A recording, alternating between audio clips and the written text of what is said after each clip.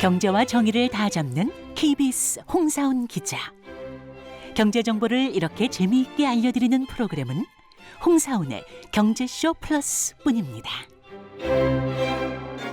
네, 경제와 정의를 따따블로 잡는 주말 홍사훈의 경제쇼 플러스 시작하겠습니다. 저는 경제와 정의를 다 잡는 홍반장 KBS 기자 홍사훈입니다. 오는 21일이 과학의 날입니다. 그래서 오늘은 이 4차 산업혁명 시대에 한국이 가야 할 길 좀 찾아보도록 하겠습니다.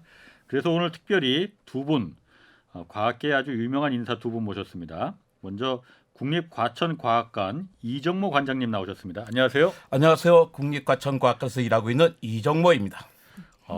그 스타일도 그렇지만은 말하는 그것도 굉장히 독특하십니다. 그런가요? 포스가 굉장히 넘쳐나세요. 네, 감사합니다. 그리고 엑소쌤으로 유명하신 분이에요. 이선호 과학 커뮤니케이터 나오셨습니다. 안녕하세요. 반갑습니다. 과학을 쉽고 재밌게 알려주는 엑소쌤 과학 커뮤니케이터 이선호입니다. 반갑습니다. 오늘 두 분 다 텐션이 그냥 막 네. 끌어넘칩니다. 좋습니다. 그리고 네. 경제쇼의 우월한 DNA 가지신 오윤혜 씨도 나오셨습니다. 안녕하세요. 네, 안녕하세요. 쫄지 않는 타고난 DNA를 갖고 네. 태어난 오윤혜입니다. 쫄지 마, 그거 좋다. 네. 쫄지 않는. 자, 먼저 두 분, 관장님하고 이제 엑소쌤 두 분 사실 모두 팬이 굉장히 많으세요. 네. 굉장히 많으시더라고요. 그런데 모르는 분들도 있거든요. 자기 소개 먼저 좀 간단하게 좀 이정모 관장님부터 좀 해주시죠. 예, 우리나라에 147개의 과학관이 있습니다. 예. 오, 많네요. 생각보다 많죠. 엄청 네, 많네. 생각보다 어떤 분은 5개, 뭐 10개 말씀하시는데요. 그러면 안 됩니다. 오늘 선진국입니다. 147개의 과학관이 있는데요. 네. 그 중에서 가장 크고 예. 그다음에 전시와 교육 프로그램이 가장 좋고 예. 교육 프로그램에 한번 신청하려면 너무나 힘든 것이죠. 그리고 지난 15일 금요일부터 기획전 바이러스의 고백을 시작한 과천과학관에서 왔습니다. 성인 4,000원, 청소년 어린이 2,000원에 모시고 있습니다. 많은 분들이 오시기 힘들다고 하시는데요. 네. 지하철 4호선 서울역에서 네. 25분 만에 도착하는 대공원역 네. 6번 출구로 직접 연결되어 있습니다. 차 갖고 오시면 요즘 들어오기 너무 힘듭니다. 4호선 이용을 바랍니다.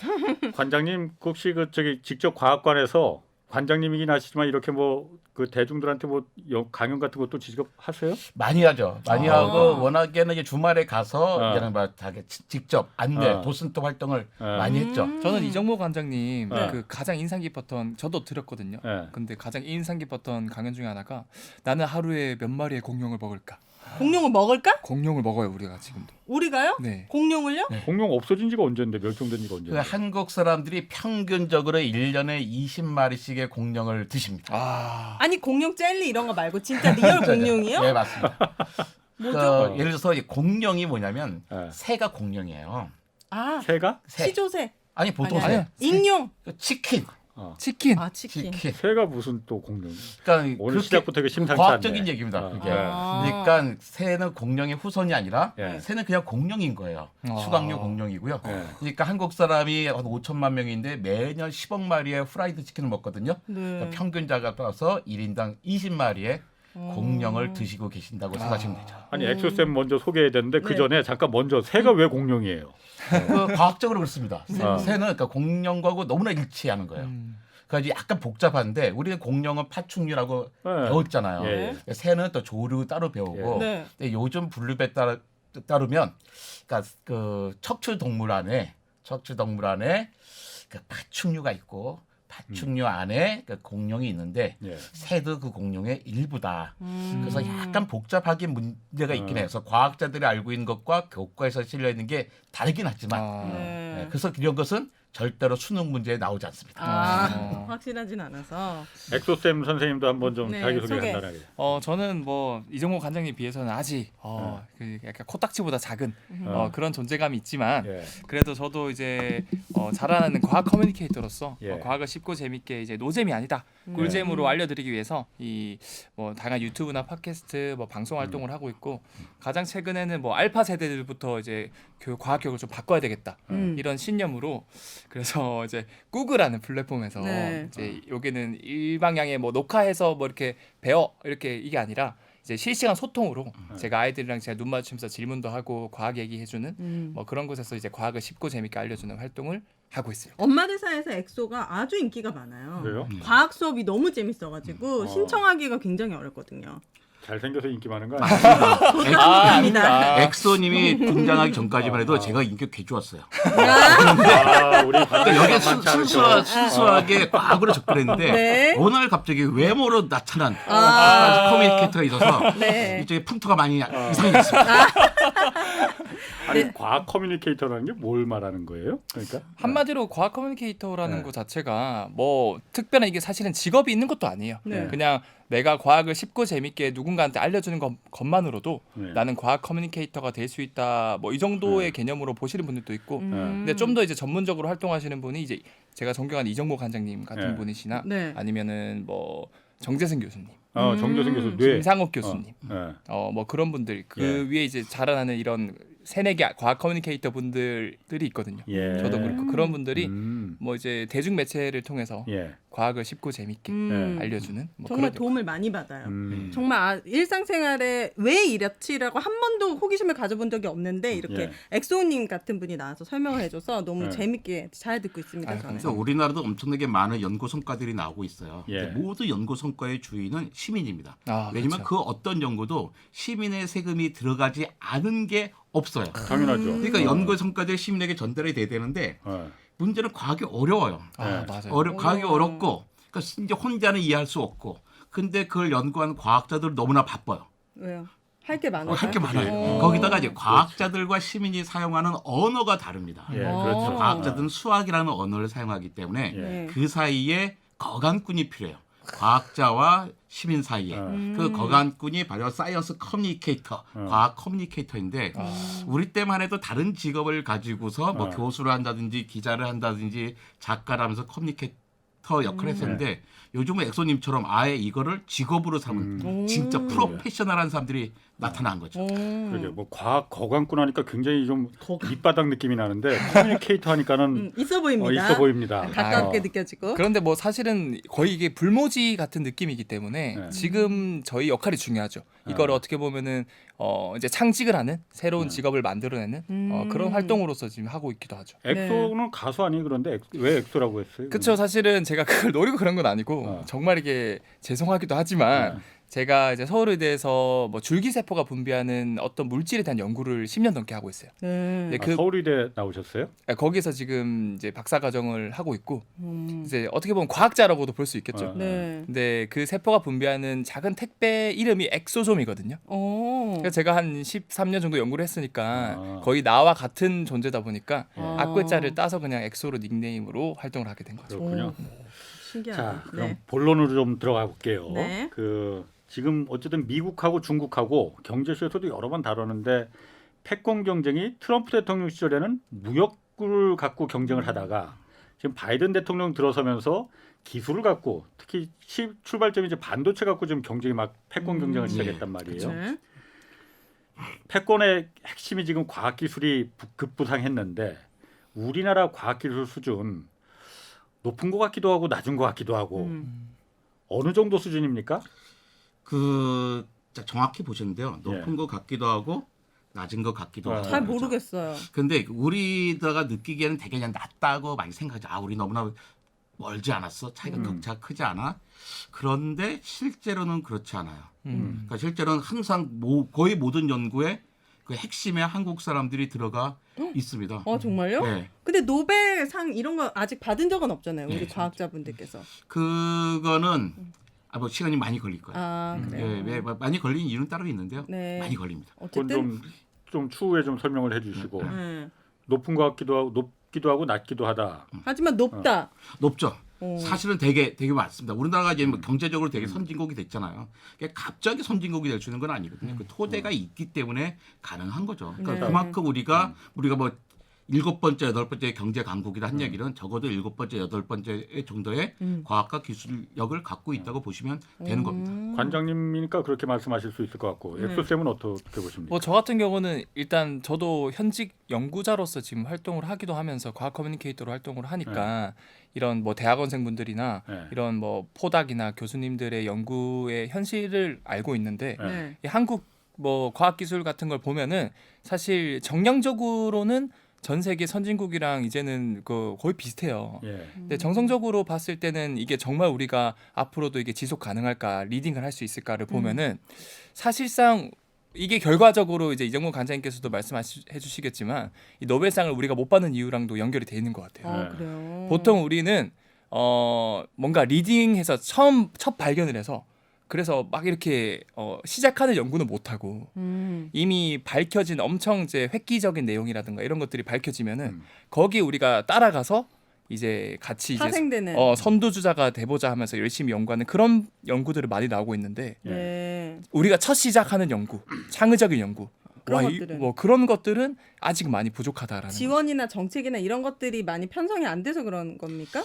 꼭 그렇지도 않아요. 그러니까 과학은 네. 세 개의 요소가 있습니다. 일단 돈이 있어야 돼요. 돈, 사람 돈, 사람 그다음에 돈? 시간이 있어야 되는 거예요. 시간. 예. 네. 근데 일단 전문가는 많아요. 근데 옛날에 무슨 분야에 전문가가 없는 데가 많았는데 모든 분야의 전문가들이 다 있어요. 노벨상 발표되잖아요.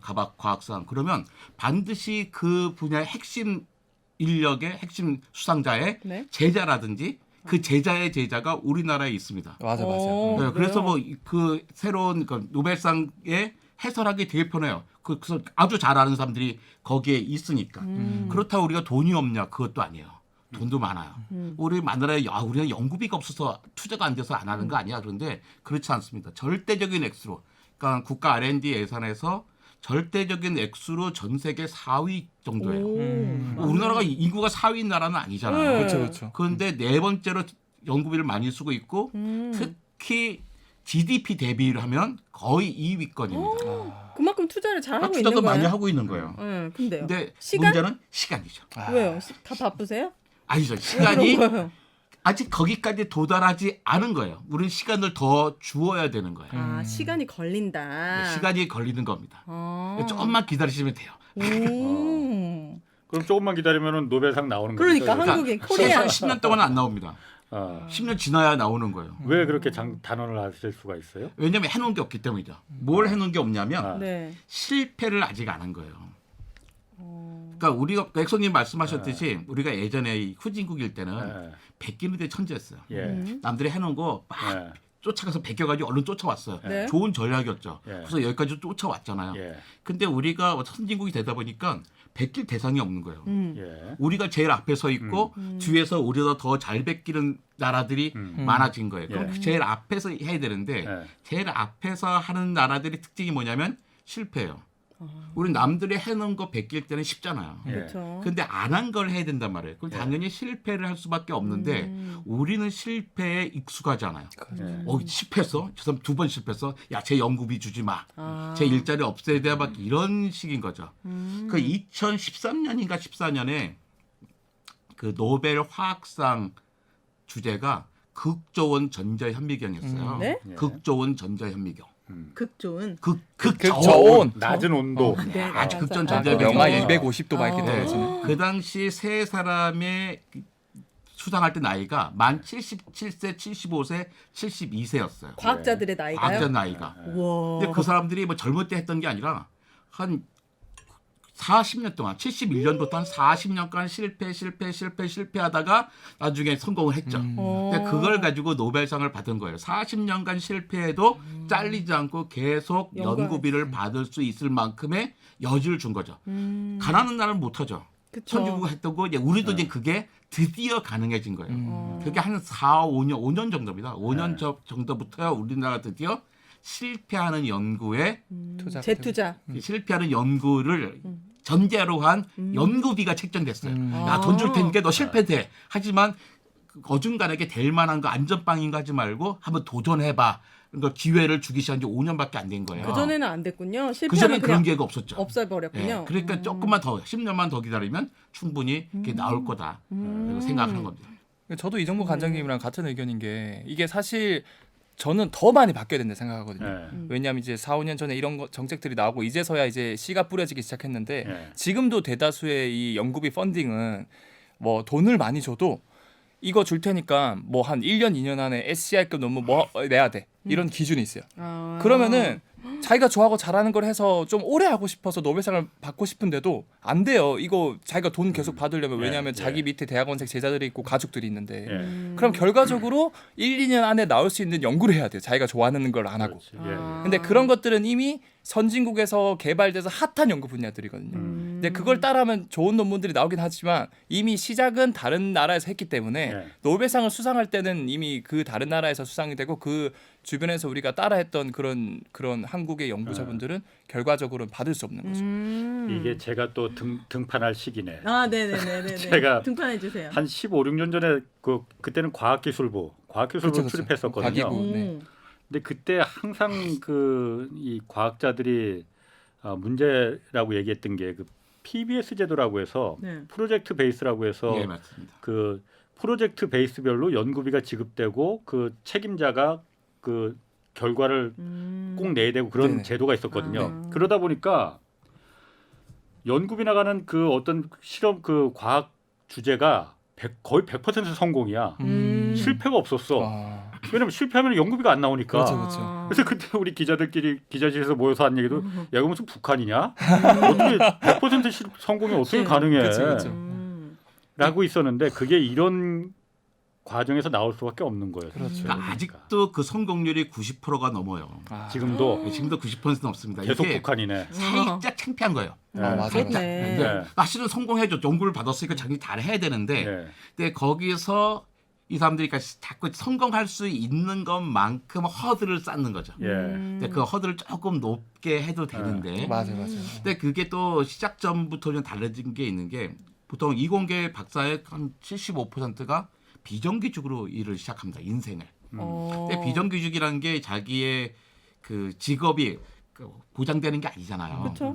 그런데 우리 연구자들의 그 방향성과 수준은 처음 5년에 결정되거든요. 예. 박사학위 받고. 네. 그러니까 첫 5년을 너무 낮게 시작하는 거예요. 아, 내가 맞아요. 혹시 이 안전빵을 가는 내가 여기에서 탈락할까봐. 그러니까 그 첫 5년에 모든 걸 다 쏟아 놓고 실패는 실패대로, 성공은 성공대로 이제 나눠지면서 성과가 돼야 되는데 네. 거기 너무 약하게 가고 있는 거죠. 그러니까 우리가 꽤 많은 돈을 투자하고 있잖아요. 네. 장비 옛날엔 돈이 없었으니까 장비 사고 건물 만들고 뭐 시약 사고 했다면 이제는 얼마큼 갖춰졌다면 그렇죠. 얘는 그 사람들이 좋은 직장을 만들어 주는 게 오히려 그 과학 발전에 아주 제일 중요한 요소일 수 있다고 생각합니다. 제가 그 과기부 꽤 오래 출입했었는데 관장님 제가 출입할 때 못 뵌 것 같은데. 저 과기부에 없었으니까요. 과기부야 여기 과천에 계시는 네, 분이신데. 내가 과학기술부 공무원이 과학관장이 된 게 원래 과기부 공무원들이 이제 아 그래요? 가는 자리인데 그랬었죠. 좋은 자리 중에 하나인데. 네. 그 제가 7번째 관장인데요. 네. 네. 6분은 이제 과학기술정보통신부의 네. 과기부에 네. 그 고위 관료들이 오셨고 예. 제가 네. 처음으로 네. 민간에서 아. 능력 위주로? 어떻게 가시게 된 거예요? 진짜 그러니까 외모죠 외모. 그러니까 그 코스로. 그러니까 나밖에 잘생긴 외모. 과기정통부에서 예. 과기정통부에서 새로운 그 민간인에게 기회를 주고 싶었나 봐요. 예, 예. 그러니까 한번 그 문화를 좀 과학관의 문화를 바꿔보자. 아. 네. 그러니까 과학관의 그 운영을 잘하시는 관료가 아니라 뭔가 새로운 바람을 넣는 사람을 한번 뽑으면 좋겠다. 네. 마음을 가까워질 먹었는데 수 있는. 하필 제가 그때 어. 뽑혔던 아. 거죠. 잘 뽑았네, 잘 뽑았네. 운입니다. 운. 오. 평생 운으로 살고 있습니다. 저는 이제 아이를 가진 엄마로서 이렇게 과학자들로 또 키우고 싶은 마음이 있지 않겠습니까? 우리나라 교육 환경이 수제나 이렇게 좀 어린 나이에 특출하게 이렇게 빨리 좀 똑똑해지는 친구들에 대한 교육이 좀 열악하다는 얘기 들은 것 같은데 어떻습니까? 이 과학자로 키울 수 있는 환경, 교육 환경. 저는 이게 많은 분들이 그런 얘기했어요. 우리가 정말로 과학 영재인데 이 과학 영재를 영재답게 키울 수 있는 영재. 길이 없다. 오, 그니까. 그럴 때 얘기하죠. 네. 어머니, 음. 대개 자녀는 영재가 아닙니다. 그거 어떻게 구분합니까? 영재 없어요. 없다. 저는 그러니까 천재, 영재 없다고 봅니다. 맞아요. 저는 한 번도 보지 못했어요. 진짜 막 초등학교 5학년인데 막 고등학교 3학년 수학 풀고 과학 그게 풀고 막 잘못된 거죠. 그건 아무나 할 수 있어요. 사실은 시키면 할 수 있어요.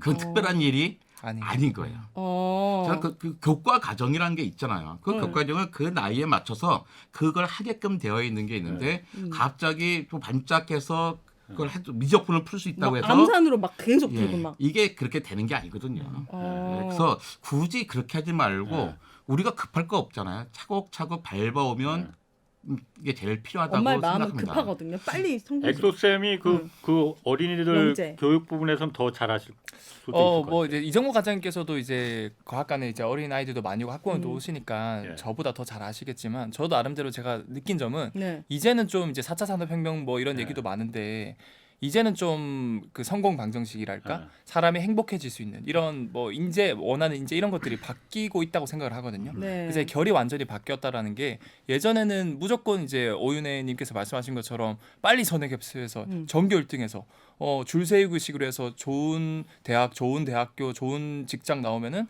이게 성공이다. 이게 성공 방정식이었는데 네. 이제는 아니거든요. 그러면요? 이제는 무조건 전교 1등하는 사람이 성공한 시대가 아니라 좀 그러니까 예전에는 무조건 한 분야만 잘해서 1등이 되라. 그래서 스페셜리스트가 좀 성공하는 그런 방정식이었으면 네. 이제는 진짜 자기가 좋아하고 잘하는 걸 1년이라도 빨리 찾아서 그래서 내가 한 분야 1등은 안 되더라도 여러 분야를 조금이라도 평균보다는 잘할 수 있는 사람. 그러니까 어떻게 보면 제너럴리스트라고 할 수 있겠죠. 예. 이제 그런 사람들이 이제는 융합형 인재가 될 수 있고 성공할 수 있는 시대가 온다라고 저는 보고 골고루 있거든요. 다 잘해야 된다는 말씀인가요? 그러니까 가장 중요한 능력은 소통 능력인 것 같아요. 소통. 그러니까 우리가 아는 유명한 과학자들의 특징이 있거든요. 뉴턴. 글을 잘 쓰고 네. 글을 잘 쓰고 뭐 말을 잘하는 사람, 싼 사람들에게 자기를 잘 설명할 수 있고 예. 다른 사람과 같이 코어를 협력을 가장 아주 잘하는 사람들이 좋은 과학자가 되는 거예요. 그래요? 아인슈타인 이런 사람들은 왠지 괴짜 같고. 그러니까 그러던 시절이 있었어요. 그렇죠. 그게 과거였다는 거죠. 100년 전이에요. 100년 전. 100년 전. 지금은 아니다. 지금은 아닌 거죠. 오. 그러니까 많은 분들이 오해하는 게 과학자들은 천재 아니야? 똑똑한다면 과학하는 거 아니야? 그런데요. 제 친구 절반이 과학자예요. 네, 우와. 근데 전 제 친구 과학자들 천재는커녕 단 한 번도 똑똑하다고 느낀 적이 없어요. 차라리 제가 나요. 그러니까 그럼 어떻게 지금? 과학자들은 머리가 똑똑한 게 아니라 보니까 엉덩이가 똑똑하더라고요. 끈기가 있는 사람들이 과학을 하는 거지. 예. 끈기가 있고 다른 사람들과 같이 그러니까 잘 부탁하고 부탁을 들어주고 같이 일을 잘하는 사람들이 과학을 잘하는 거지 네. 머리가 잘 들어간 사람 하는 거 아니에요. 그럼 100년 전 시대 아인슈타인 시대의 그 과학 교육 그러니까 영재를 키우는 방법이었던 것 같아요. 그 노벨상 수상자만 보더라도 네. 100년 전에는 그냥 한 명이 받았어요. 근데 요즘에는 단 어떤 노벨상 수상자도 한 명이 받은 사람이 없어요. 다 그렇지. 팀으로 받거든요. 예, 공동으로 받죠. 그 말은 이제 네. 이정모 강장님의 말씀하신 그 결이 같은 거라는 거죠. 어쨌든 이과잖아요. 그죠? 수학과 그런 거에 좀 능하면서 그걸 좋아하는데 소통이 좀 잘 되는 친구들이 예. 과학자가 될 수 근데 있다. 그게 워낙에 수업 시간에 이루어져야 정상인 거예요. 교사와 학생들 사이에. 제가 이제 독일에서 공부하면서 독일 교과서를 보면서 되게 부러운 적이 있었어요. 왜요? 그러니까 거기는 어떻게 답을 딱 주는 게 아니라 교사랑 학생이 계속 대화를 해나가면서 진짜요? 그리고 자기의 그 이론을 정립하게 돼 있는 거예요. 나도 한국에 귀국하면 꼭 이런 교과서 써야지 하고 마음을 먹었고 귀국해 보니까 이미 그 교과서가 있는 거예요, 우리나라에. 근데 수업 방식이 다른 수업방이 거예요? 다른 거죠. 다른 그러니까 거죠. 아이들이 그 선생님과 얘기하다가 아이들은 계속 5개념, 잘못된 개념을 얘기하면 선생님들은 거기에 지적을 해주고선 이게 왜 5개념인지 찾아가면서 원리에 접근을 하는 거예요. 그런데 아이들이 선행 학습을 하고 와요. 그치. 선행 학습을 하고 오니까 그 좋은 교과서와 훌륭한 선생님이 무력화돼 버렸어요. 할 말이 없어지는 거죠. 답이 이미 있는 거예요? 답을 이미 갖고 있는 거죠. 그래서 이 선생님들이 활용할 수 있는 방법을 못 찾고 있는 거예요. 제일 좋은 선생님은 학원 선생님 되기가 어렵겠어요? 학교 선생님 되기가 어렵겠어요? 학교 선생님 되기가 100배는 어렵잖아요. 그쵸. 그런데 다 학원에서 그걸 다 하게 하고 애들 피곤해서 학교에 자게 하는 이게 되게 우리는 현실적으로 비효율적인 방식을 취하고 있는 거죠. 이게 그렇다 가지고 뭐 학부모들 잘못이라고 생각하지 않아요. 1등부터 꼴등까지 줄을 쫙 세워야만 되는 이런 입시 교육이 가장 큰 문제라고 생각하죠. 그래서 왜 등급별로 하면 어떨까? 합격, 불합격. 에서 물리도 70점 넘어가면 네. 합격이고 69점이면 불합격해서 이 정도 되는 거죠. 뭐 어떤 친구들은 좋아하는 친구는 95점 맞을 거고 어떤 70점 정도 맞으면 어쩌다 그 정도는 합격이 됐어. 아 절대 평가를 말씀하시는 건가요? 상대 평가. 그 그렇죠. 절대 평가 필요한 거죠. 그러니까 어. 모든 사람 줄 세우지 말고 이 정도면 된다. 모든 사람들이 과학자가 될 거 아니면 그렇죠. 기본적인 걸 갖추면 된다. 근데 그러면 서로 협력도 할 수가 있거든요. 애들 다 감추고 있잖아요. 그쵸. 제가 혹시 내가 가르쳐 주면 제가 성적이 더 좋아질까 봐. 그치. 근데 그게 아니라 과목별로 패스 논 패스, 합격 불합격 이런 식으로 해두면 서로 다 협력을 하면서 발전할 수 있죠. 그러니까 아까 제가 말씀드렸잖아요. 가장 과학에서 중요한 게 소통 능력인데 그래요. 그러려면 자꾸 이야기를 하고 자꾸 보여주고 그래야 되잖아요. 네. 그 방법이 없는 거예요.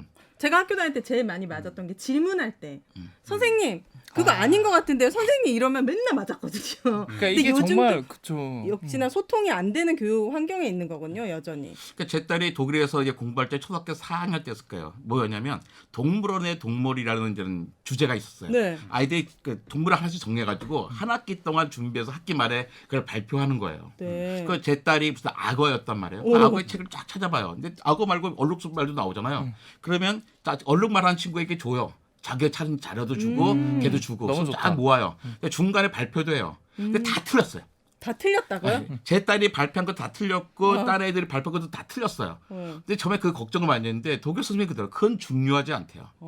그 조금만 몇 년만 지나면 자기가 발표한 내용이 얼마나 틀렸다는 건 저절로 알게 알게 된다. 된다. 그런데 얘가 지금 알게 되는 것은 악어의 생태, 악어의 과학이 중요한 게 아니라 악어를 아이들에게 보여주기 위해서 내가 자료를 어떻게 얻고 다른 아이들하고 자료를 어떻게 교환하고 이 아이들이 지루하지 않게 듣게 하기 위해서 내가 어떤 방식으로 발표를 구성할 것이고 내가 어떻게 얘기하고 질의응답을 어떻게 할 것인가 과정. 이런 훈련을 하려고 이걸 정해놓은 거지 악어가 중요하지 않다라고 우리나라는 언제 그렇게 교육이 바뀔까요, 자, 관장님, 네. 관장님이 지금 너무 많은 분량을 주셨어요. 예, 죄송합니다. 아 저도 완전히 빠져들어. 아 지금 들어갔어요. 저기 지금 출연자가 아니라 청강하러 오신 너무 줄 공감을 해서. 자, 엑소쌤도 그 네. 부분에 대해서 지금 애들하고 많이 학생들하고 많이 지금 소통하다 보니까는 네네.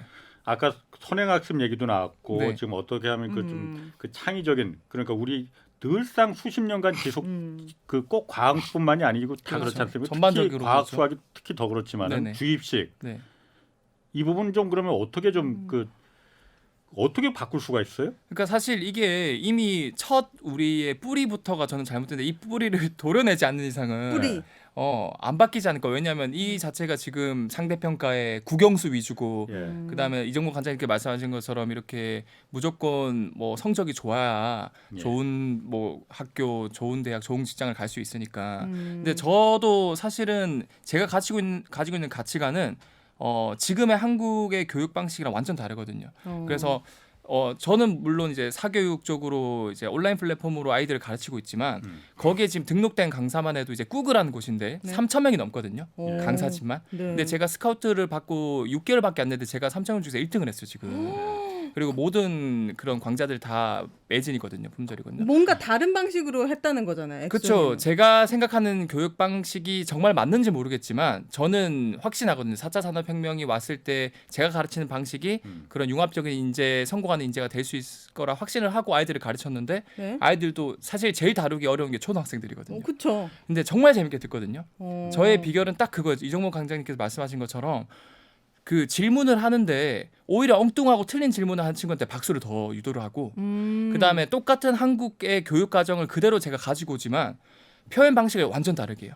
그래서 주입식이 아니라 같은 물리, 화학, 뭐 지구과학, 뭐 예를 들어서 보일차르의 법칙 모든 거를 다 제가 똑같이 쓰더라도 뭐 예를 들어서 거기에 요즘 유행하는 뭐 이제 그 주머니 몬스터 아시죠? 네. 그 자기 난리 났잖아요, 요즘에. 뭐 빵도 난리 나기도 네. 하고 거기에 뭐 그런 과학을 넣는다거나 아니면 지구에 있는 신비한 동물들을 보여주면서 여기 있는 이게 각운동약 법칙이라고 해서 이렇게 이런 원리가 있어. 그러니까 이런 식으로 그냥 있는 듯 없는 듯 그런 수업을 하다 보면은 아이들은 되게 빠져들고 또 심지어 이제 질문을 유도했을 때 더 제가 박수를 주면서 하니까 아이들이 되게 좋아하더라고요. 근데 이게 비단 과학뿐만 아니라 모든 분야에서 좀 이제 소통식으로 제가 교육 과정이 바뀌면 좋겠다라는 생각을 했고 네. 두 번째로 좀 어린 아이들일수록 이런 성적을 잘 받는 것보다는 잘 못 봤더라도 다양하게 좀 경험을 시켜서 어릴 때 내가 좋아하고 잘하는 걸 빨리 찾아서 오히려 선택과 집중을 왜 초등학교 1학년 때부터 고3까지 내가 싫어하는 과목을 끝까지 붙들고 수능 잘 치려고 네. 해야 되는지 저는 의문이거든요. 그, 차라리 그냥 초등학교 저학년 때 뭐 요즘에는 이제 코딩이라던가 아니면 뭐 유튜브 편집 이런 거 뭐든 지금은 다 성공할 수 있는 길들이 많아졌거든요. 네. 그래서 오히려 저는 국영수 위주가 아니라 과목을 좀 더 다양화하고 그래서 아이들이 다양한 경험을 토대로 자기가 이제 초등학교 고학년이나 중학교 갈 때쯤이면 나는 이런 것들 좋아 이런 것만 나는 열심히 해서 잘 하고 싶어 이런 식으로 좀 바뀌어가야 하지 않을까 저는 그렇게 생각하고 있습니다. 그 제가 아니 먼저 말씀하세요. 아니 제가 뭐 이게 경제쇼 이 주제하고 크게 상관이 없을지 몰라도 아까 그 선행학습 얘기가 나와서 네. 그냥 제가 평소에 생각하는 겁니다. 네. 저는 뭐 제가 교육에 대해서 그렇게 뭐 깊게 알지는 못하지만은 우리나라 공교육을 무너뜨린 여러 가지 문제점이 있죠. 여러 가지 문제점 정말 많습니다. 공교육 정말 무너졌다고 저는 생각합니다. 네. 근데 그 주범 중에 하나가 네. 선행학습이라고 생각하거든요. 교육 격차도 거기서부터 시작됐고 그러다 보니까 입시도 거기에 맞춰서 짜여질 수밖에 없었고 왜냐하면 힘 있는 사람들이 선행학습 원래 시키니까 맞아요. 그거에 따라서 입시 제도도 만들어지니까요. 네. 누구도 다 선행학습이 애도 괴롭고 거기다 돈 들이는 그러니까. 학부모도 이 고통이고 다들 고통이라고 생각하지 않습니까? 네. 근데 안 고쳐지잖아요. 안 고쳐지죠. 이거 고치려면 그럼 어떻게 해야 되는 건지 옛날처럼 과외 강제로 금지하듯이 선행학습 강제로 금지하거나 극단적인 방법을 뭐 사실 저는 그 방법이라도 써야 된다고 생각합니다. 그러니까 제가 예전 고등학교 아. 2학년 때 1학년 네. 때였나? 그게 금지됐어요 과외가. 오 예. 갑자기. 과외 학원 그다 금지돼가지고 저하고 비슷한 저보다 훨씬 많아 보이시는데. 너무 행복했어요. 예. 일단 학교 수업만 하게 됐잖아요. 예, 예. 네. 예, 그러니까 그때는 사실은 뭐 전국에서 어디서 공부하든지 다 비슷했던 거죠. 예. 네, 그것도 괜찮은 방법일 것 같은데 뭐 이 민주주의 사회에서 그 가능할 것 같지는 않고요. 예. 근데 그 부모들의 좀 협력이 좀 필요할 것 같아요. 그러니까 약간 우리가 애가 굶어 죽지 않는다. 라는 그 안심을 좀 하면서. 그러니까 제 딸이 독일에서 공부할 때 학교에서 책을 안 갖고 오는 거예요. 왜요? 너 책 안 갖고 오냐? 그러니까 선생님이 갖고 가지 못하게 했대요. 왜요? 왜? 그러니까 아, 볼까 넌 봐? 집에 가서 보잖아. 공부할까 봐. 너 집에서 공부하니까 이거 하면 안 된다. 진짜요? 왜냐면 너 공부해서 오면 너 선생님이 질문하면 너가 뭐 다 대답해 버리잖아. 오. 그 딴 애들은 대답할 틈, 생각할 틈을 못 갖는다는 거죠. 너 때문에 그래서 경고도 받았어요 선생님한테. 그 숙제 외에 딴 수업 하지 말라고. 가르치 마라. 어. 당신의 딸이 문제가 아니라 당신 딸 때문에 딴 애들이 피해를 본다. 그러니까 우리는 왜 잘하는 애서 막 걔만 칭찬하잖아요. 그렇죠. 그러면 거기서 저는 경고를 받고 안 했죠. 안 하니까 아이도 행복하고 그 수업도 훨씬 더 재밌어지는 거죠. 네. 왜냐하면 대학 가는 게 어려운 일이 아니게 됐잖아요. 그렇죠. 네, 그렇다면 조금 더 우리 여유 있는 마음을 가지고 해보면 어떨까? 교육도 이런 생각을 좀 해봅니다. 저는 사실 그 교육이 이게 정책적으로 사실상 쉽게 안 바뀔 거예요. 이렇게 제가 이거 뭐 다 갈아엎어야 된다고 하지만 이게 어떻게 쉽게 갈아엎을 수 있겠어요. 결과적으로는 이 아이를 책임지고 있는 학부모님들을 시각이 좀 더 바뀌면은 네. 아이를 좀 더 냅두고 뭐 한 예로 제가 지금 뭐 요즘에는 메타버스라든가 뭐 유튜브라든가 이런 거 관련해서 오히려 그 대학 나와서 좋은 대학 나와서 전공자보다 진짜로 이 돈 많이 버는 어떻게 보면 이게 돈 많은 게 성공은 아니겠지만 네. 그런 그 정말 몇십억대 연봉, 몇 억대 연봉 상위 그 딱 줄 세어 보면은 90%가 비전공자들이에요. 그 뭐 이제 그런 메타버스의 게임을 만드는 사람들이라던가 그것도 그냥 소수가 하는 게 아니고 그냥 즐기면서 하는 거예요. 그 사람들이 네. 어릴 때 그런 되게 10대 20대 분들이 네. 그 말이 뭐냐면은 결국에는 진짜 이제는 자기가 좋아하고 잘하는 걸 빨리 찾아서 네. 그런 것들을 이제 즐길 수 있는 사람들이 이제는 성공할 수 있는 시대가 오니까 네. 아 우리 자식은 무조건 의대 가야 돼 전교 1등 해야 돼 이게 성공이 아니거든요 이제는. 근데 부모들이 그런 마음으로 아이들을 가르치는 게 아니고요. 지금 공교육에서 아이들을 책임져 주지 않기 때문에 다른 선택이 없기 때문에 학원을 뺑뺑이 돌리는 거예요. 12시 반이면 애들이 끝나서 와버리고 돼버리고 네. 서울에서는 클릭을 몇 초 안에 안 하면 방과후로 들어갈 수가 없어요. 아. 그렇기 때문에 애들을 12시 반에 볼 수 없는 워킹맘이나 직장인 부부들은 어쩔 수 없이 아이들이 이제 학교를 돌리는데 저는 제 동생은 담양에서 아이들을 키우면서 너무나 다른 환경을 느꼈습니다. 우선 3시 반 4시까지 의무적으로 전 1학년이 전교 7명밖에 없거든요. 네. 이 7명이 한 명도 빠짐없이 같이 단체 활동을 해야 되는데 방과후 활동이 가야금, 풀로 그냥 애들이 노는 거 너무 위주로 좋다. 되어 있고 어. 다 의무 교육이에요. 그러니까 학교에서 이렇게 책임지고 4시, 5시까지 아이들을 잘 놀 수 있게 환경을 만들어주니까 엄마도 일을 할 수가 있는 거예요. 근데 이게 지방을 중심으로 조금씩 변화는 가고 있다고 생각이 들어요. 투자도 많이 되고. 근데 이거를 서울에서 인서울 중심으로 나라에서 방과후도 딱 책임져가지고 모든 아이들이 들을 수 있는 환경을 해주면 의대 보내고 싶은 엄마들도 있겠지만 저처럼 그냥 건강하게만 컸었으면 좋겠다라는 엄마도 있거든요. 네. 그런 선택을 할 수 있는 환경이 됐으면 좋겠어요. 저도 그건 되게 제일 중요한 요소라고 생각합니다. 그러니까 자꾸 독일에 가서 제가 갔는데 제 네. 딸이 초등학교를 갔어요, 독일에서. 네. 그런데 초등학교 일찍 끝나잖아요. 네. 그러면 자기가 나왔던 유치원에 가요. 오. 그 유치원은 5시까지 있어요. 근데 그걸 또 봐주는 프로그램이 있어요. 그래서 거기서 뭐 숙제도 같이 하고 숙제는 잠깐 하고 이랬는데 노는 프로그램을 하는 거죠. 어디 놀러도 가고. 그래서 이제 부모님들이 아이들을 학원에 맡기는 게 아니라 그 학교에 맡긴다든지 다양한 스포츠 프로그램 맡긴다든지 네. 그럴 수 있으면 좋죠. 총량이라는 게 되게 인생에 할 수 있는 총 공부 양이 있는데 초등학교 때 막 그렇게 막 넣잖아요. 내가 동네에서 많이 봤어요. 초등학교 6학년 때부터 맨날 전교 1등하고 애들이 서울대 가지 않더라고요. 걔도 한계가 있는 거예요. 이게 이만큼 하고 너무 일찍 하면 안 되는 거예요. 고3 때 잘해야지 6학년 때 잘해서 뭐 하겠어요. 그런 요소 약간 우리가 봐주는 게 있으면 얼마나 좋을까. 저는 부모님이 전혀 공부를 못 하신 분인데 그게 되게 좋았거든요. 부모님 공부를 안 하셨으니까 네. 잘 모르시니까 자꾸 저한테 기회를 다 주신 거예요. 그러니까 제가 선택할 수 있었고 그래가지고 이제 부모님들이 살던 시대랑 아이들이 사는 시대랑 완전히 다릅니다. 그쵸. 야 내가 살아보니까 있잖아. 너는 이런 직업을 가진 게 좋겠어. 너 이런 전공을 하면 좋겠네. 이게 아이들이 엄마 말 잘 듣잖아요. 잘못하면 망할 수도 있어요. 왜냐하면 부모님이 살던 시대와 아이들이 다르죠. 사는 시대가 다르기 때문에 우리의 그 기준으로 자꾸 아이들을, 만들어주면 안 될 안 것 되는 같아요. 거죠. 뭐 저희가 지금 뭐 이 교육 문제를 얘기하는 것도 음. 다 그 교육이 우리 과학 기술에서 창의적인 그 생각, 우리 아이들에게 창의적인 생각을 자꾸 없애버리는 쪽으로 지금 가다 보니까 잘못된 방향으로 가고 있으니까 이 부분에 대해서도 좀 얘기를 하는 거고 그런 부분이 이제 과학 기술의 퇴보 발전을 좀 가로막는 방향도 있으니까 네. 뭐 사실 그런 아까 제가 스터닝 학습 얘기를 갑자기 이제 꺼내 들어서 뭐 그 부분은 저도 뭐 하고 싶은 말이 많지만은 그것도 하면은 또 말이 길어지니 네. 다만 저는 그냥 한마디만 하면은 국가가 할 일은 분명히 있습니다. 맞아요.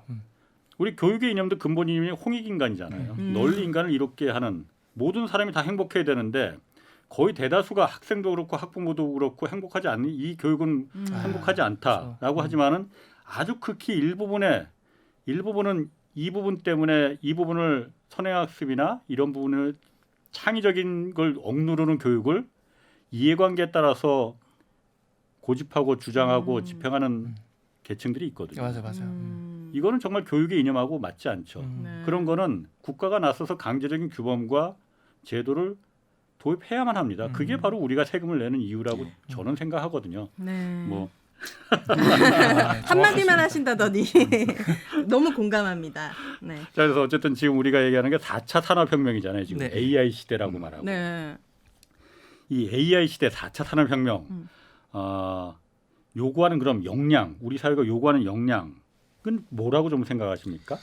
그러니까 얘는 우리가 인공지능하고 겨루려고 하면 안 돼요.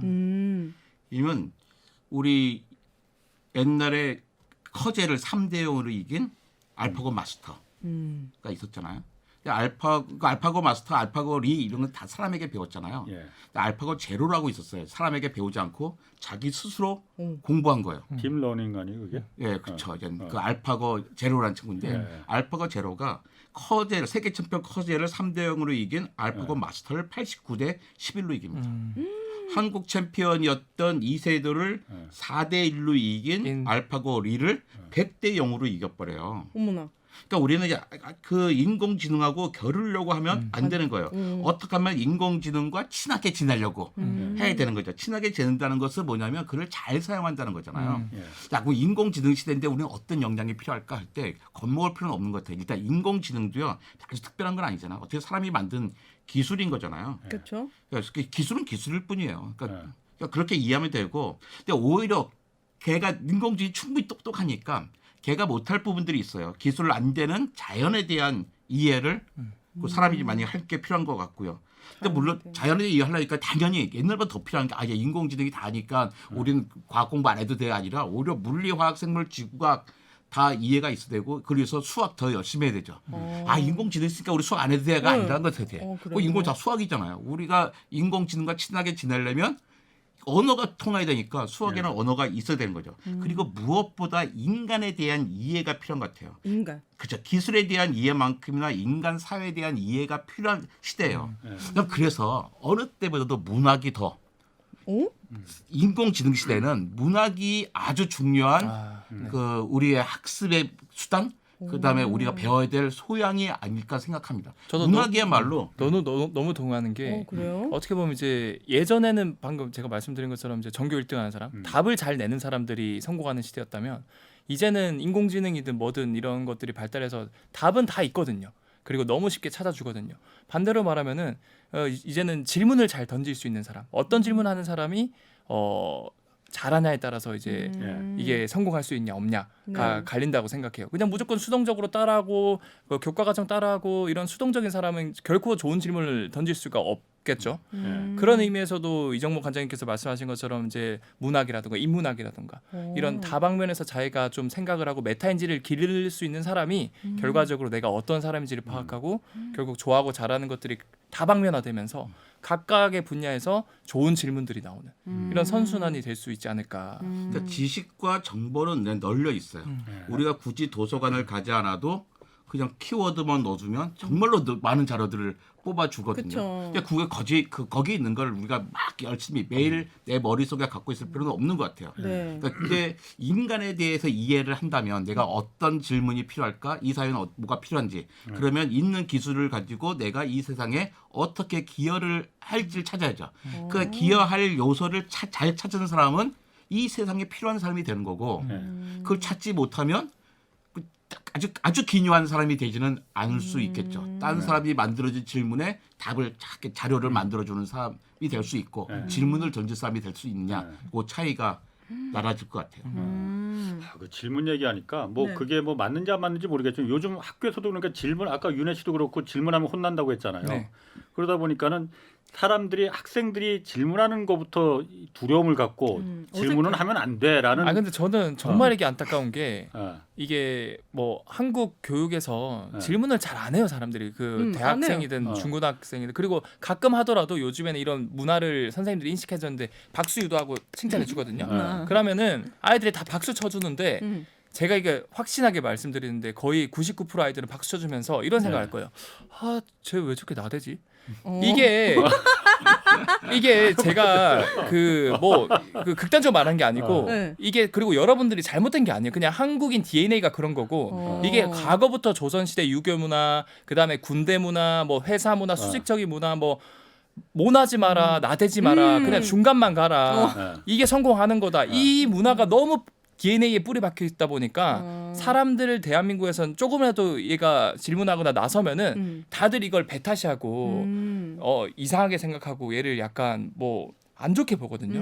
근데 이게 이제 완전히 바뀌어야 된다는 거죠. 그래서 어떻게 보면은 이 손 한 번 드는 게 에너지가 별로 안 쓰이잖아요, 솔직히. 그렇죠. 전교 1등 하는 것보다 손 한 번 드는 게 더 쉽거든요. 그쵸.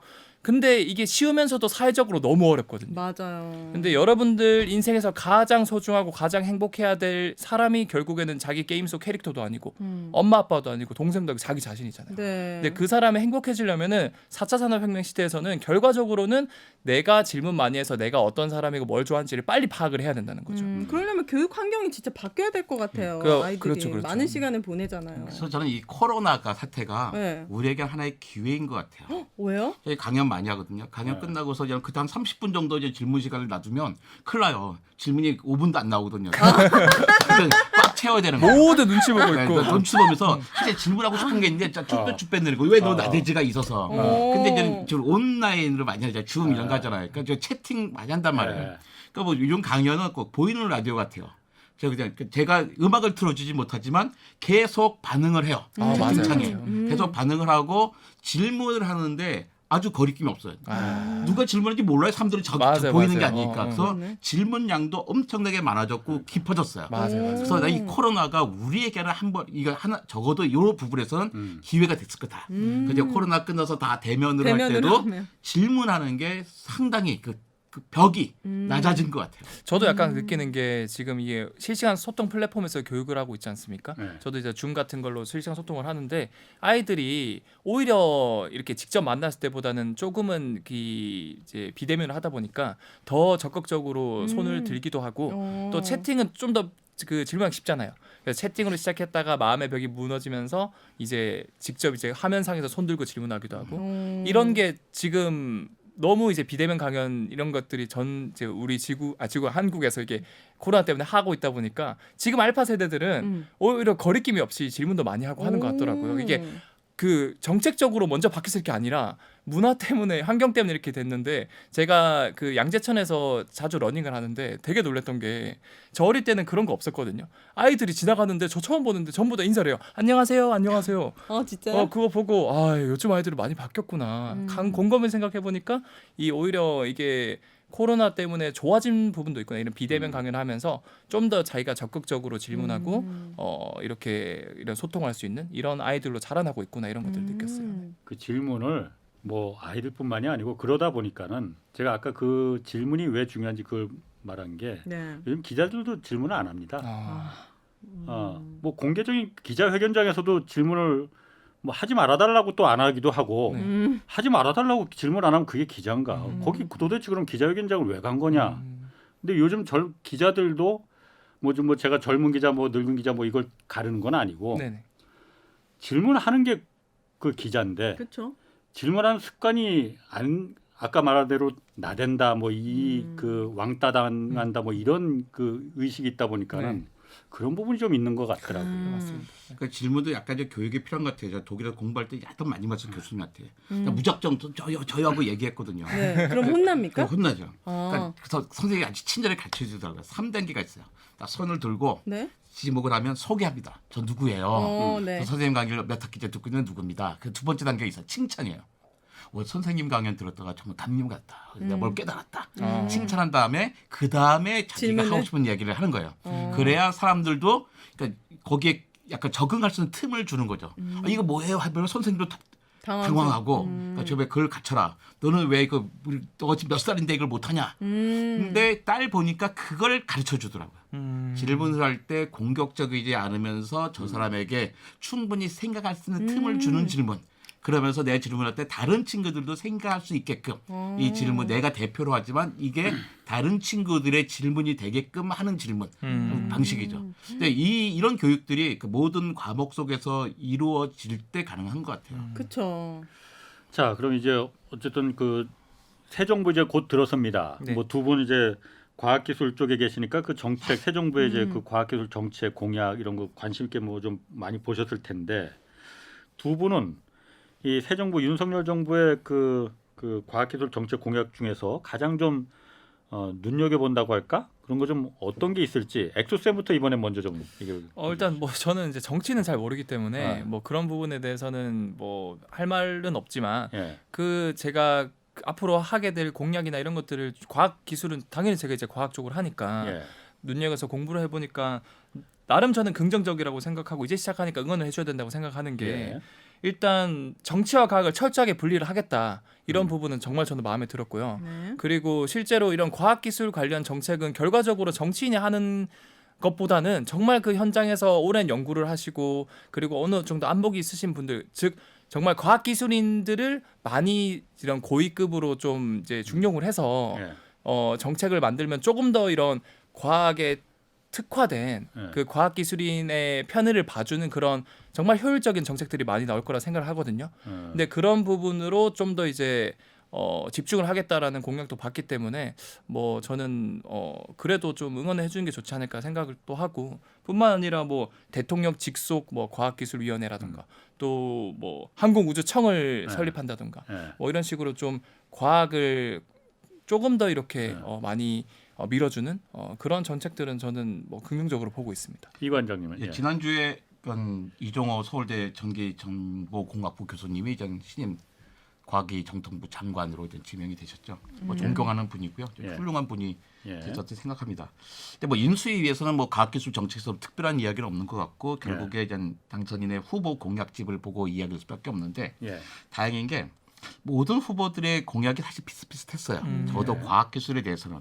그러니까 과학기술 정책을 크게 두 갈래로 놔뒀더라고요. 하나는 인자양성, 인재. 네, 그다음에 다른 하나는 과학기술 선도 국가가 되겠다라는 네. 얘기인데 그러니까 과학기술 선도 국가가 되기 위해서 7가지 정책을 제시했어요. 네. 디지털 경제, 4차 산업혁명, 기초과학, 국가연구개발 설계를 개편하고 메타버스, 우주개발 같은 거죠.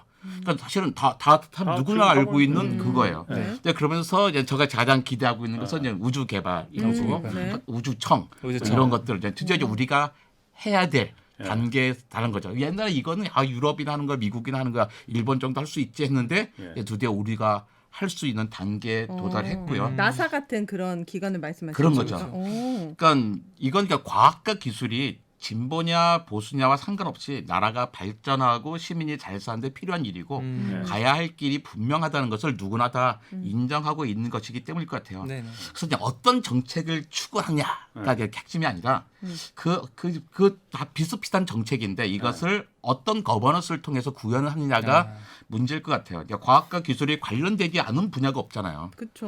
뭐 산업도 그렇고 뭐 모든 분야가 이렇게 뭐 우리 보건도 마찬가지인 거고요.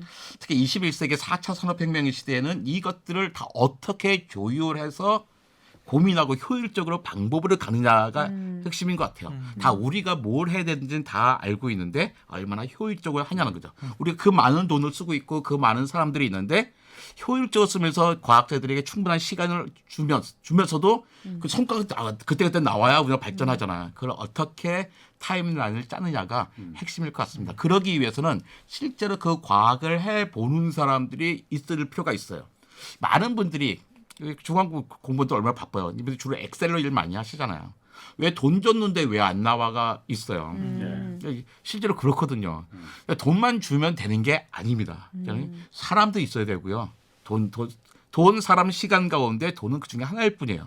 사람도 있고 이런 돈도 있어요. 그분에게 충분한 시간, 집중할 수 있는 시간을 주는 게 이게 이 새로운 정부에서 과학기술 정책이 성공하는데 핵심적인 요소가 아닐까. 올해 시작했는데 내년에 내나 이렇게 해버리면 사실 해줄 수 있는 거 없죠. 뻔한 거 도전하겠죠. 그거 가지고 우리가 선진국이 될 수는 선진국에 더 앞으로 나갈 수는 없었겠죠. 그러니까 아까 처음에 모두에 말했듯이 그 실패하는 걸 두려워하지 않고 실패하는 걸 과감하게 지원해 줄 수 있는 그 얘기를 하시는 것 같은데 그렇죠. 그것도 중요하지만은 그 구조적인 문제 어떤 정부 부처도 그러니까 지금 사실 지금 과학기술정보통신부인가요? 예. 이 이름이 하도 많이 바뀌었고 예전에 제가 했을 때는 정보통신부하고 과학기술부가 따로 있었고 그다음에 무슨 뭐라고 했었더라? 창조과학. 미래창조과학부 이렇게 바뀌었다가 교과부도 있었죠. 교육부하고도 합치고도 했고 네. 그게 뭐냐면은 과학기술 부처가 사실 힘 있는 부처는 아니잖아요. 그렇죠. 힘 있는 부처는 아니죠. 그러니까 이쪽으로도 띄었다 붙였다 저쪽으로 띄었다 붙였다. 그러다 보니까 아까 말씀하신 대로 모든 우리나라 산업에 심지어는 경제정책에도 과학이 안 들어가는 게 없는데 딱 과학기술부에 독점을 하다 보니까는 오히려 운신의 폭이 너무 좁아들고 미국에는 과학기술 부처 따로 없지 않습니까? 대통령 직속에 과학기술위원회 같은 게 있는 거잖아요. 대통령 직속에 그만큼 힘을 실어준다는 거잖아요. 그 이제 저도 이제 국회에 가야 될 일이 있잖아요. 예. 국회의원들 막 질문하실 때도 예. 과학기술정보통신부고 거기에 원자력위원회와 방송통신위원회가 있는데 예. 질문은 다 방송통신위원회와 그 원자력 질문을 나오고 예. 정보통신 나오는 거 정말 예. 과학과 기술에 대한 질문은 없으세요. 예. 그래가지고 이게 차라리 과학기술 첨시대가 더 나은 것 같기도 하고 예. 그러다 또 교육과학부 붙이면 또 교육부는 워낙에 크잖아요. 예. 또 입시라는 게 있어서 그쵸. 또 과학기술은 또 그 힘을 그렇죠. 발휘하지 못하고 예. 그러니까 어떤 게 좋은 그 구조인지 예. 부처의 구조인지 모르겠어요. 그 아직 뭐 인수위원회에서 아직 결정을 안 한 거잖아요. 예. 그래서 저 답은 없는데 어쨌든 뭐 새로운 모습이 나오겠죠. 예. 가정에서 뭐 어쨌든 그러면은 그 지금 PD가 그거 한번 물어보라고 네. 좀 그 하시네. 네. 가정에서 그러면은 부모는? 부모는 어떤 역할을 해야 되느냐? 아까 말씀하신 대로 뭐 애를 좀 그 어떤 부모든 자기 아이 잘 되길 바라지 못 되길 바라는 분은 당연히 없습니다. 그렇죠. 그 창의성 있게 애가 크고 나름대로 그렇게 되려면은 두 분 과학자 입장에서는 가정에서 보면 어떤 역할을 해야 됩니까? 저희 어머니 생각하면 우리 어머니가 전혀 공부를 못 하신 분이에요. 중학교도 못 나오신 분인데 이분의 장점이 뭐냐면 내가 뭐 물어보잖아요. 네. 답을 다 해주셨어요. 진짜요? 알고 봤자 다 틀린 답이에요. 다 틀린 답이지만 최선을 다해서. 엄마가 상상을 해서 답을 해주셨어요. 그러니까 나는 누군가는 같이 대화할 수 있는 상대가 있었던 거예요. 그래가지고 이제 문제를 근데 이제 우리 엄마처럼 다 엉터리 하시면 안 되고 아는 데만큼 하고 이 답을 찾아가자 한번. 과학관을 가든 누구에게 편지를 쓰든 이런 식의 좀 질문을 촉진시키는 역할, 엄마의 역할은 그러니까 야 이거 뭐, 귀찮아 죽게 그만 물어봐. 아니면 그냥 너 책에 있잖아 책 봐가 아니라 네. 같이 질문을 촉진시키고 이 애가 어딘가를 찾아갈 수 있는 길을 마련해 주는 게 좋은 것 같아요. 역할. 과천과학과 성인사천은 어린이 청소 2,000원밖에 안 한단 말이에요. 그 얘기는 충분히 알아들었고 네. 엑소쌤은 어떻습니까? 그러니까 저는 이런 질문 자체가 잘못됐다고 생각해요. 그러니까 당연히 부모님이 욕심이 나니까 이런 어떻게 해야 될까요? 그러니까 냅둬요 그냥 냅두고 이정목 간장님께서 말씀하신 것처럼 결과적으로 이 아이가 자기가 스스로 내가 어떤 사람인지를 파악해주는 환경을 구성해주는 게 정말 중요하거든요. 근데 내가 어떤 사람인지 파악하려면 말 그대로 그게 바로 메타인지예요. 나를 주관적으로 날 보는 게 아니고 한 발자국 떨어져서 내가 이런 아이였구나. 나는 이런 사람이고 그래서 내가 이걸 좋아하고 잘하게 되는구나. 라는 환경을 유지해줘야 되거든요. 근데 제가 교육을 하고 많은 성공한 인재들을 보고 제 나름대로 도움이 됐던 것들은 네. 어른들이 많이 말하는 것 중에 독서 많이 하는 거. 예. 그거 독서할 때 항상 요즘 나오는 단어가 메타인지잖아요. 예. 그게 결국 자기를 파악하는 그렇죠. 거고 여행 떠나는 거. 뭐 네. 하나토 이런데 부르주아 뭐 몇백만 원 하지 말고 배낭여행 떠나면은 네. 결과적으로 이게 우리 한국 사회에서는 네. 모든 엄마 앞에서의 나의 모습, 친구 앞에서의 나의 모습, 여자친구, 남자친구 앞에서의 나의 모습, 페르소나가 다 다르고 다 연기를 하거든요. 근데 진짜 나를 알려면 이런 걸 다 걷어내야 된단 말이죠. 네. 근데 여행을 떠나면 하나부터 열까지 결과적으로 네. 모든 걸 걷어내고 진짜 나를 파악해주는 일종의 나를 찾아가는 여행도 될 수 있단 말이죠. 네. 그래서 이런 여행이나 독서가 많이 도움되고 독서. 저는 맞습니다. 질문 정말 많이 했어요. 어릴 때. 질문. 질문. 저는 뭐 엑소쌤 말대로 네. 정말 그 독서 애들 때는 책 많이 읽는 거 그게 사실 저도 오늘날의 홍사원은 그게 밑거름이 됐다고 저는 믿고 있거든요. 그러니까 보면 질문이 굉장히 예리하시고 현자력이 있으신 것 같아요. 알겠습니다. 네. 자 오늘 여기까지 하겠습니다. 네. 뭐 하여튼 이번 주말에 그래서 국립과천과학관 그러니까 성인 4,000원 어린이 2,000원 2,000원. 한번 가등이 할인 됩니까? 그리고 온라인 대중교통 이해를 바랍니다. 그리고 온라인에서는 구구의 엑소쌤을 찾아주시면 네. 아이고 마지막까지 자 두 분 고맙습니다. 이정모 국립과천과학관 관장 그리고 이선호 과학 커뮤니케이터 그리고 오인혜 씨도 고맙습니다. 네. 자 여기서 마치겠습니다. 고맙습니다. 네, 감사합니다. 감사합니다.